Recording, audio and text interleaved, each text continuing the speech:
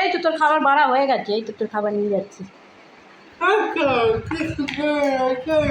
কি সুন্দর হয়েছে আজকে, আর হেভি হয়েছে খাবারটা।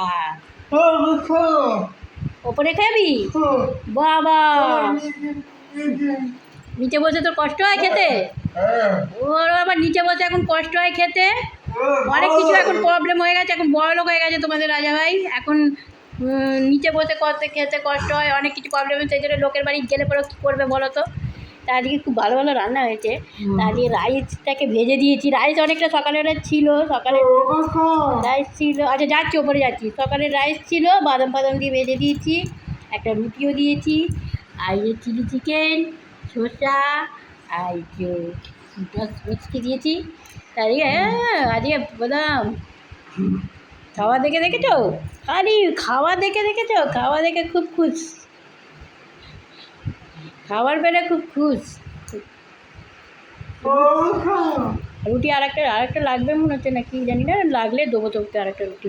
ওপরে চলো না, ওপরে চলো না, নিচে বসে খেতে হবে। লোকের বাড়ি গেলে পরে তখন লোকের বাড়ি, এই তো বলি মাসির বাড়ি চলো, মাসির বাড়ি চলো, তাহলে মাসিদের তো ডাইনিং টেবিল নেই।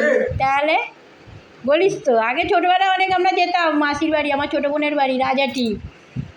এখন তোমাদের রাজা ভাইকে নিয়ে একটু প্রবলেম হয়ে যায় বলে এখন অনেক বছর যায়নি মাসির বাড়ি, অনেক বছর যায়নি বল। হ্যাঁ ঠিক আছে,